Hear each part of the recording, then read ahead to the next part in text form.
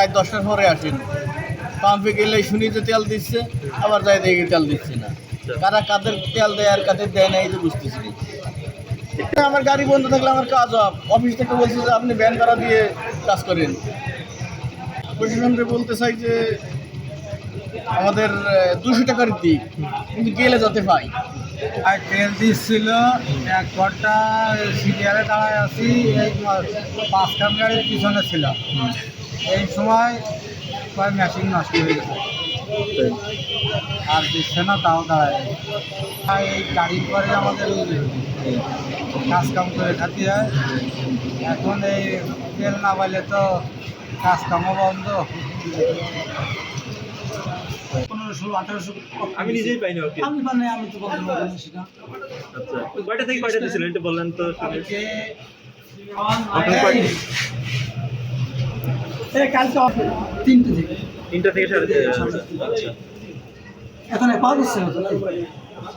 এই যে আপনার ডিপো থেকে তেল কি আপনাদের পে অর্ডারের জন্য কি আটকে আছে না কি কারণে আপনারা তেল সরবরাহ স্বাভাবিক হচ্ছে না, আপনাদের স্বাভাবিক তেল পাচ্ছে না পাম্পে? তাদের কথা বলতে পারি না। আপনাদের তারা কি বলে পাম্প করতে আজকে দিছি স্টার্ট দিয়েছে এনার্জি পার সকালবেলা স্টার্টের কথা বলি 3000 পেট্রোল 5000 ডিজেল এই দিছে আমাকে গাড়ি 18000 কালকেও ঠিক তাই দিছে।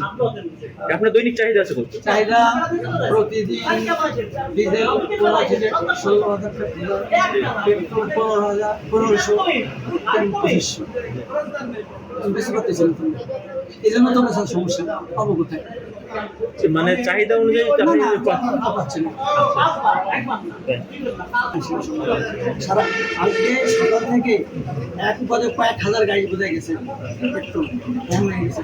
এখন তো যে 200 টাকার বেশি কি চাহিদার লিমিট আছে নাকি যে যার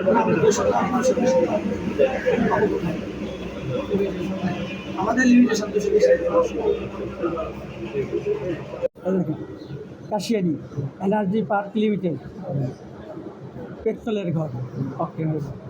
ডিজেল দেয় নাই না, এই যে অক্টেনের ঘর, এটা অক্টেন দেয় না আমার দীর্ঘদিন 3000 5000 ডিজেল। এই যে গোপালগঞ্জে কী দেশের যমুনা থেকে দেন তো এসে এই গতকালকে 400 লিটার দিয়েছে একজনের অক্টেন, 8200 লিটার দিয়েছে পেট্রোল পুরো জেলায়, 21200 দিয়েছে ডিজেল পুরো জেলায়। যমুনার যে কটা পাম্প আছে, 1টা 2টে 3টে 4টে 5টা 6টা 7টা পাম্প আছে যমুনার।